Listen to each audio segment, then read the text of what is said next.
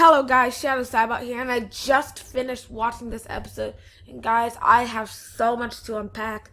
This was a full 20-minute episode with a twist ending, and as you could probably tell in the title, and the first temple, epic. And I love the growth on Marcy as you see her most toxic trait.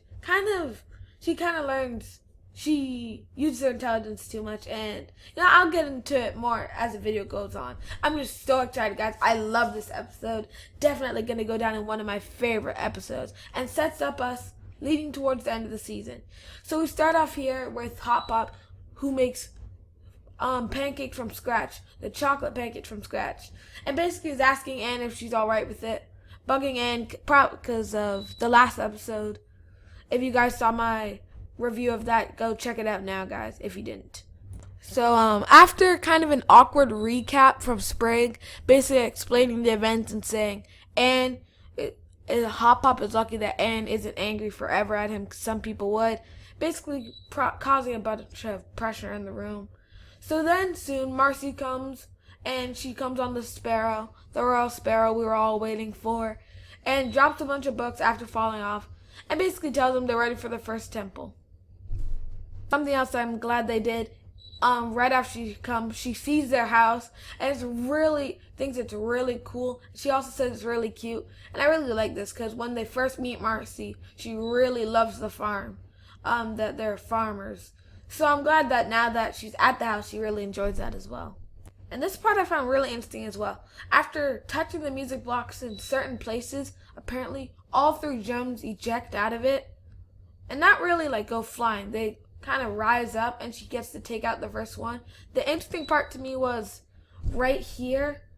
I don't know what this is called. I don't know if this is what you wind up or what plays the music, but this thing actually moved when she touched it in those places. I don't know why. I just found that interesting. And another thing I really like about this episode is that they're not just getting rid of the tension between Hot Pop and Anne. It's not like those events never happened just because they made up at the end. It's because Marcy offers to give the box to Hot Pop to carry as they ride. But both Hot Pop and Anne both say no because of last episode. And then, like the trailer suggests, all of them ride on top, and Hot Pop wants to know where he's going to sit. And he ends up going in the claws of the Sparrow.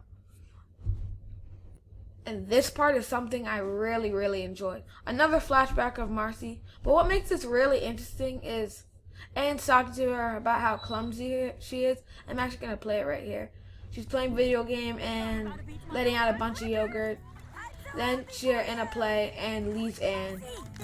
Let me down! Marcy! Help! And then on the news, you see a bunch of snakes let out from the zoo. And you see Marcy walking away.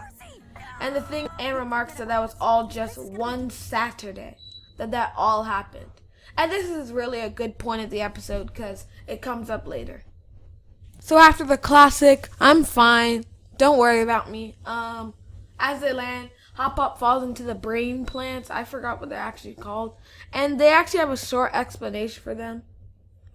And also, on the Sparrow, Marcy tells them that this is supposed to test their intelligence, and no newt, frog, or toad has ever survived the temple, which is really interesting and scares everyone.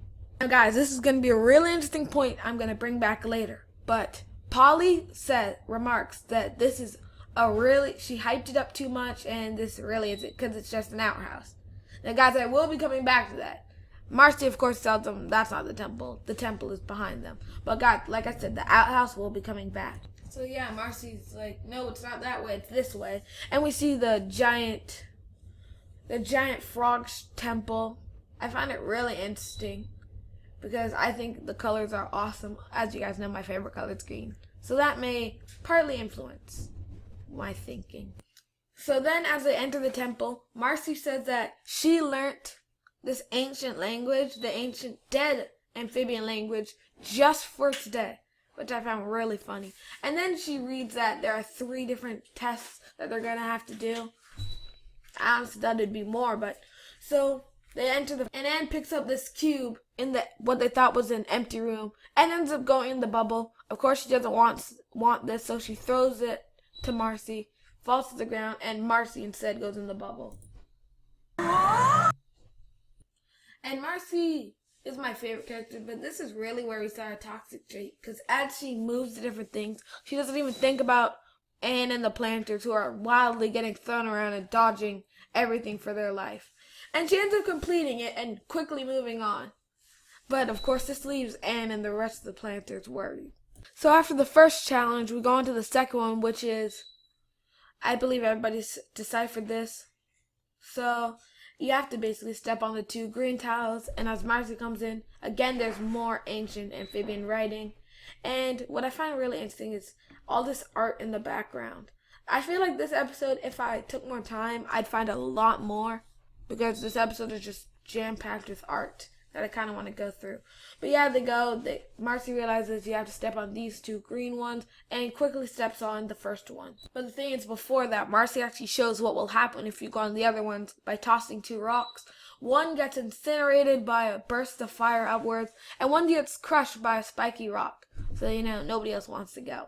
But she then tells them someone has to step on this green tile. Of course, Hop Pop and Ann both want to do it. And then you get a little fight about what happened in the last episode, showing that Anne hasn't let it go yet. And this is one part of the episode I found really funny, because Anne falls back on both tiles, and she has to crouch down because the spikes come up and the fire comes up. So she basically starts screaming until both subside. And then we get this really kind of argument between Hop Pop and Anne as they walk up the stairs, in which it says 1 hour later. So they've been talking for over an hour, all because it starts up because Hop Pop said he wanted to go on the green tile.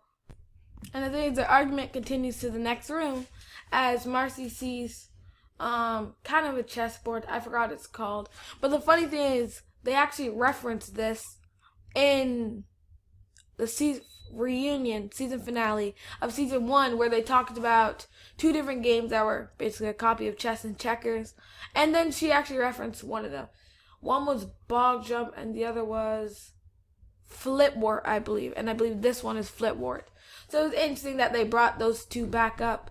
And she actually remarks that she was captain of the chess team as she goes up the stairs. So seeing this, she also says she was so good she beat King Andrias, who Hop Pop says is actually one of the best in the, I don't know if it's a country, whatever you want to call it.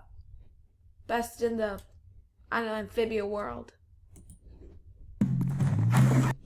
Then it gets really interesting as when Marcy puts her first piece down, Polly actually gets transported onto the gigantic board and gets turned into a, I don't know, is that a copy of a knight or a rook from chess? But everybody's worried about Polly, but of course she's happy because she gets a sword and a shield. So this process repeats for Hop Pop and Sprig, and it keeps going on. And then Marcy's wondering why Anne's not going in, but Anne actually ends up going in on the other side. So it ends up going against Marcy, Hop Pop, Sprig, and Polly. So of course they're all scared at first and angry that Anne's over there. But Anne says she's just going to sabotage the other team. And when she goes to actually try and sabotage the other team, the game actually brings out kind of, I don't know if I'd call them handcuffs, but kind of handcuffs, and forces them to not only fight when they have to get near another player, but you can't sabotage your own team. So then Marcy, instead of being scared, decides that this is just like a hard mode of the game and she can make sure none of them get hurt while winning the game. Which again brings up her toxic trait of not paying attention to anything else around her and only focusing on the game. And of course, as most shows do when there's violence involved, they show a quick example of what will happen. As when one piece is moved and hit by another piece, it ends up cracking and the head falls off. So Marcy keeps moving pieces keep getting destroyed, and of course everyone's really worried because she doesn't seem focused on the Planet's health as they get really close to being destroyed. And the thing is, right when Marcy thinks she's about to win without anyone getting hurt, the game cheats. And I don't really know the rules of the game, but I can tell the frog on that piece is not supposed to jump over when it's about to lose. So, of course, Marcy's really annoyed because she can't really win now, because when a game cheats, you can't really win. And the really terrible part is that the game ends up making Anne hit Hop Pop, which of course it had to happen for them to actually talk out what's going on. So Anne has to keep following Hop Pop and hitting them because of the game. Hop Pop thinks Anne wants to do it, but Anne says she would never be too mad to hurt Hop Pop. And it's really funny because you see how Anne keeps having to follow Hop Pop against her will, and that's probably why they have the bands. And Marcy keeps saying that she thinks she can win this, and this again brings up her toxic trait of not noticing that the planters and Anne are in pain, and instead focusing on trying to win the game. So then Marcy decides to resign because she hears Anne and Hop Pop talk it out, and she realizes that the game's not worth it. So she goes onto the giant chess piece, grabs Sprig and chessboard, and throws it, and ends up knocking over her own wart to resign the game. And then, of course, she feels like a loser. The door there stops lighting up, and it has a bunch of arrows on the floor leading outside.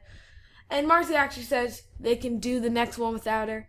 And this is where it gets very interesting, guys. This is why I brought up the outhouse. After being led outside by a bunch of arrows, they end up back at the outhouse. And when they go inside the outhouse... Wait a second. This is where we charge. They see this. And Marcy says this is actually the room where you're supposed to charge the gems. So apparently, the whole time it was in the outhouse. And I don't understand. Did the temple charge him? I wonder if every temple will be like that. Or will it just be this temple since it was intelligence? Because I found it really funny how the twist came in. Because in the very beginning, everybody was talking about how the outhouse isn't the temple. And it seemed like it was just for fun at first. Like a funny gag. But in the end, it turned out to be where the temple was recharged. And then it basically explains how to recharge the thing. They charge it and the light comes out of the gem saying, Marcy then says she can triangulate the position of the next temple. I don't know. Is that next episode or the episode after next? One of the two, guys. So then after that, we switch to King Andrias. So this is one part I really want to talk about. So first of all, General Yunan comes and talks to King Andrias about, first of all, which I found really interesting. When she started talking, she said the rebellion has grown. And either she was talking about the toads or what Hop Pop started, which was mentioned in Reunion. And I'm wondering, in Reunion, could King Andrias have been the one to send those toads to try and execute Hop Pop? But that's just a theory, guys. Then, after they're talking for a bit, she's about to say, Grime is with a human, but it's cut off by King Andrias, who says he'll take care of it.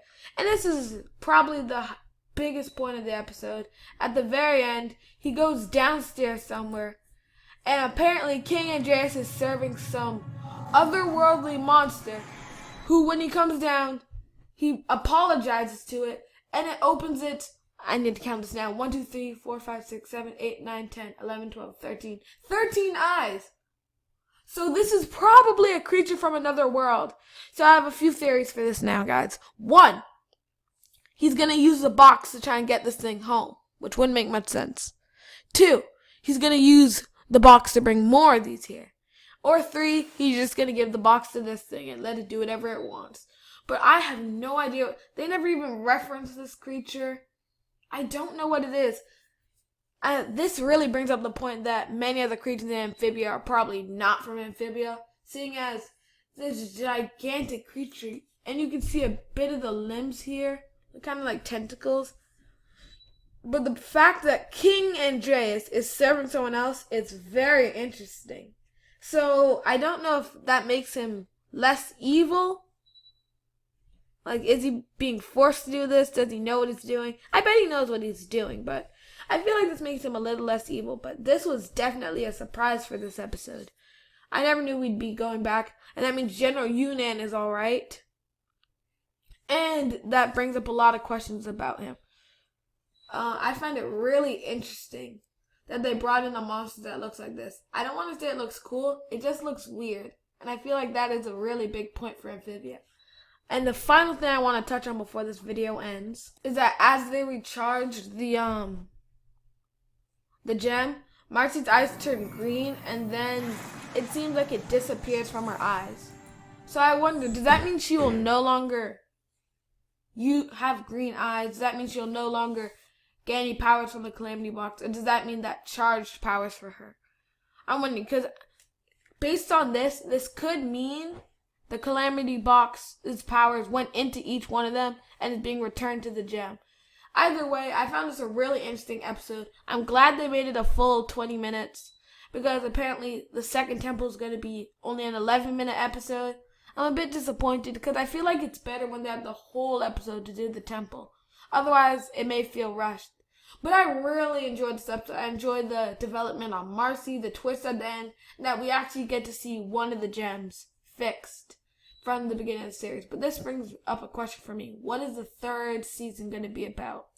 Because apparently, they go to all 3 temples. And assuming they charge all 3, why don't they just go home? Either, here's what I think. 1, there's going to be another thing they need. 2, King Andrias is going to take the box from them. Or 3, Sasha's going to take the pink gem and leave. I feel like one of those things is going to happen because it makes no sense that they'll charge all 3 gems and then they end up not going home. Because we have a whole nother season 3 after this. Because it was confirmed by the creators that there's going to be 3 seasons. But all in all, this episode was probably one of my favorites, if not my favorite episode. I love the development on Anne and Hop Pop, as many shows do this thing where after a giant conflict, they just move on. Maybe they'll reference it once or twice, but after that, it's like it never happened. Everything's back to normal because they understand. And this, it really shows how Anne is, I don't want to say emotional, but kind of uses her heart a lot because she doesn't really think about why Hop Pop was doing it, why I was afraid of it, even though at the end of the episode, it seemed like she understood. But I really enjoyed how the episode focused on Marcy because I feel like she was someone we weren't going to touch on. As in the first description of the show, they said Anne's first true friend. People were wondering if she's going to be evil. And I think that was just referencing to her toxic traits and hers being her intelligence. But that's going to wrap this up, guys. Next episode, I'm not sure what it's going to be. I'm going to find out what next episode is, guys. But I was super excited to do this. I hope you guys enjoyed. And have a nice day.